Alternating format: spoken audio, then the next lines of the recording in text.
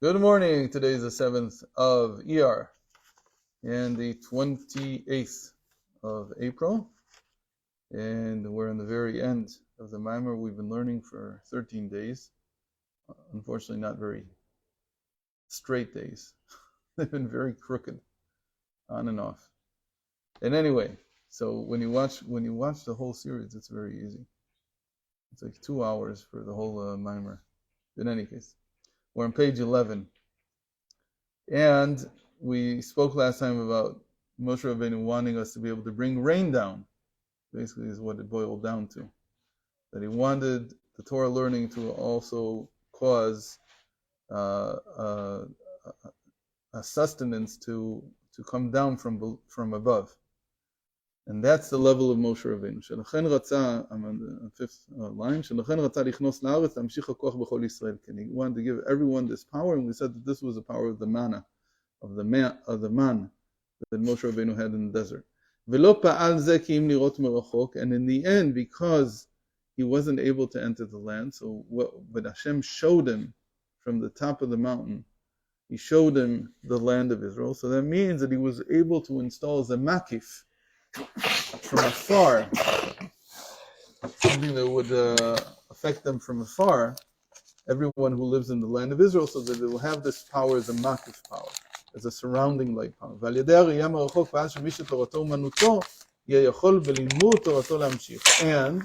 if a person is able to integrate this makif, which is how? Which is by going to the state of Torah being your occupation, being the work that you do all day long, then you can do this also, just like Rashbi in the Shtickle of Zohar that we saw last time. שזה עניין על ידי עושים רצונו של מקום, גם כן כעניין רשב"י שאמר בחד כתירה התקטרנה ביחידה באלהיתא. לכן שישראל במדרגה כזו נחשב מלאכתם כאילו עשה משה, הכוונה שנקרא ארון הנשמם, להיות כי בכוח תורתן יכולים להמשיך כל ההשפעות על ידי התורה. So that's why the Maharsha says that when they elevate to this state, which Rashbi was at, that Moshe Rabbeinu was at, it's as if they're doing it with Moshe Rabbeinu's level. But as he says here, they, with the power of their learning Torah, they can bring down all the sustenance that they need. או יש לומר שעל ידי לימוד כבני ישראל, כבני ישראל, או יש לומר שעל ידי לימוד כביכול. No, can't be. Yeah, כביכול, it's a mistake. It should have been כף vet yud in a little tag afterwards. או יש לומר שעל ידי לימוד כביכול, שניהם מתכסים בלבוש אחד, שזהו קניין מה שכתוב במשה פנים אל פנים, שלמעלה מבחינת פנים אל פנים, שנאמר בכלליות ישראל, שפרש הרמז, שפנים פנים הוא מבחינת התלבשות פנים העליון, בפנים התחתון, פנים פנים מבחינת הערת פנים העליון עצמו. So it says, here we have another explanation. Why is it called that they're like Moshe when they do this lishma, when they learn Torah lishma? Because Moshe Rabbeinu had a different level of face-to-face. They also had a face-to-face with Hashem. When did they have the face-to-face? When they received the Torah at Mount Sinai. But Moshe Rabbeinu had this all the time. It says, what's the difference? That the Ramaz explains, Moshe Zakut, he explains that the face-to-face, panim b'panim diber Hashem lokachem itchem, it says. Hashem spoke to you face-to-face. Says Moshe Rabbeinu, recounting the events of the giving of the Torah at Mount Sinai. So when Hashem spoke to you, it's what's called the enclosement of the supernal face in the face of the Jews. How do we see that it's enclosement? Because it says later, Leman tiyeh yirato al pneichem, that God's fear will be on your faces. Meaning that what he did was he entered, as it were, their faces. So from now on, they have on their faces, and this is discussed in length in Chassidus and other places, that they have a countenance from the higher, from the supernal face, as it were, of Hashem, from Arich Anpin. In any case, but by Moshe it was different. What? That's their ornaments. Could be it's also their own ornament. I want to say that that's what we say when you bless us. The Kohen blesses us. What he says, Ya'er Hashem panav elecha. So it's not that level. Ya'er Hashem panav elecha is even higher. Why is it higher? Because he says that was the level of Moshe Rabbeinu. Upanim el panim b'chinat ha'arat panim ha'elyon atzmo. Hashem's countenance itself will shine to you, before you. That's face to face. But here, panim el panim, the normal panim el panim is a face within a face. That's how you need to understand it. So by the Jewish people, it was like in a face. What's the difference? The difference is discussed in length, and in great length. It's a series of 3 Maimarim that Rabbi Isaac writes at the end of his Chana Ariel. What he heard from the Alter Rebbe. Alter Rebbe, I haven't found it yet. I don't know where the Alter Rebbe discusses it. But he says there's a difference between these two panim el panim. And by Moshe Rabbeinu, the panim el panim is that Hashem saw him as an individual, as someone separate. That's the difference between how the Jewish people saw Hashem face to face and Moshe Rabbeinu sees him. So again, I don't know why he brought Reb Moshe as a kutz. I would have brought, unless he also didn't know where the Alter Rebbe discussed this. No, because meaning that it could be that we don't have it written down anywhere. And all we have is what's left over from what Rabbi Isaac discussed. That's a very real possibility. I don't know if that's the case here.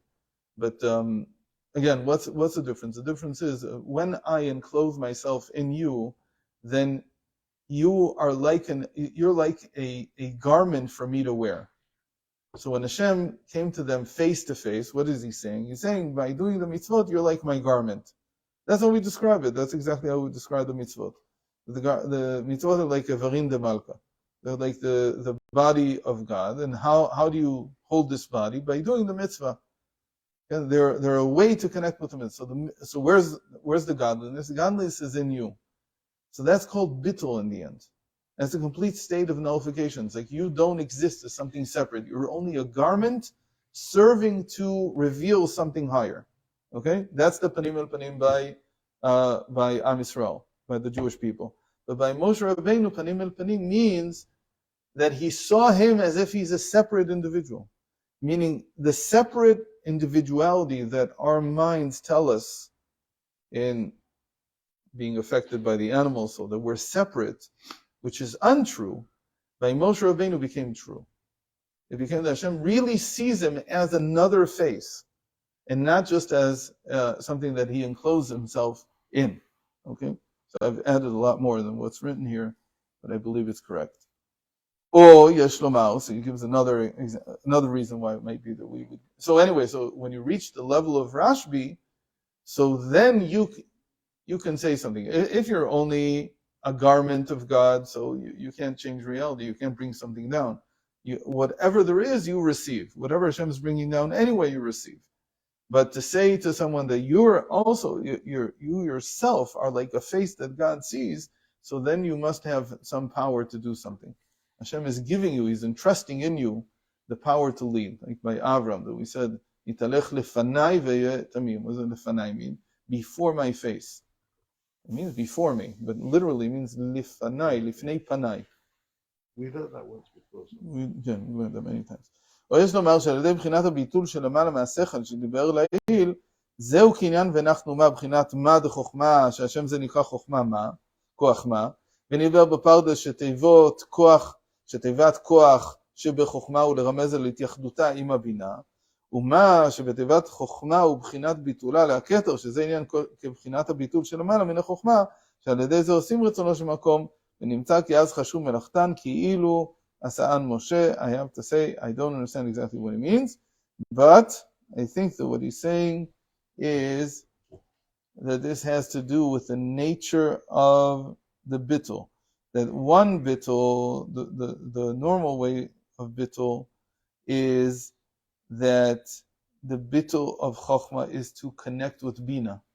That's the normal level of nullifying oneself when one learns.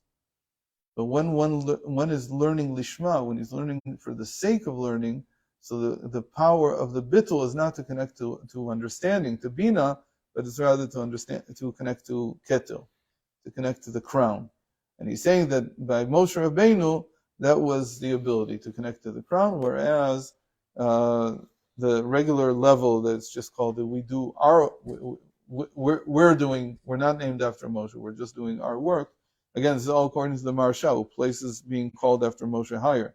Right? The whole initial part of the Maimer was the opposite.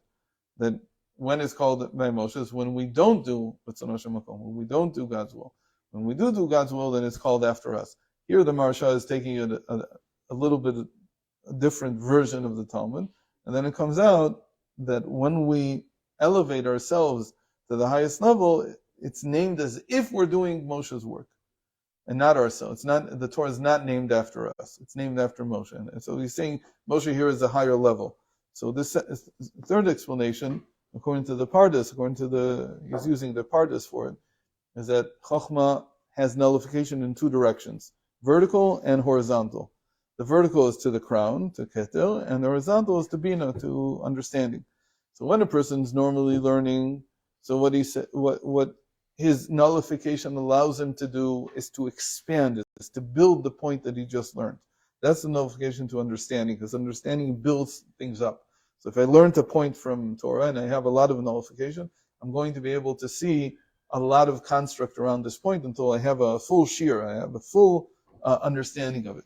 But the other side of the nullification of the wisdom is that I can reach the crown. And if I can reach the crown, then I can receive new inspiration that's never been here. It's like a whole new understanding of the topic. And another explanation, that by Moshe it says, when God called him Moshe, there was no division between the two names. He just said Moshe. There was no end.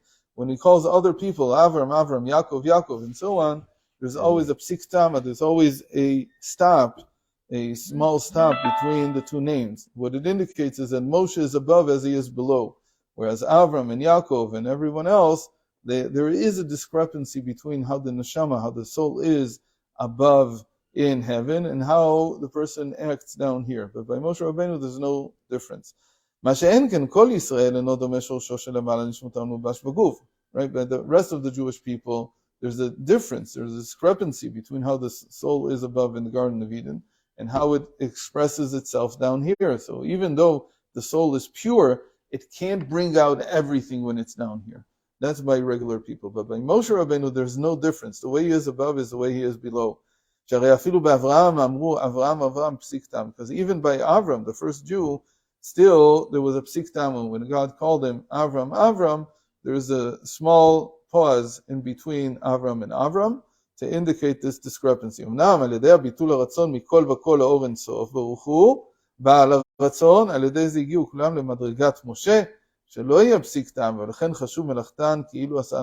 by nullifying ourselves, not to the will of God, but to the owner of the will. This is what we've been discussing the whole Maimer, the whole essay.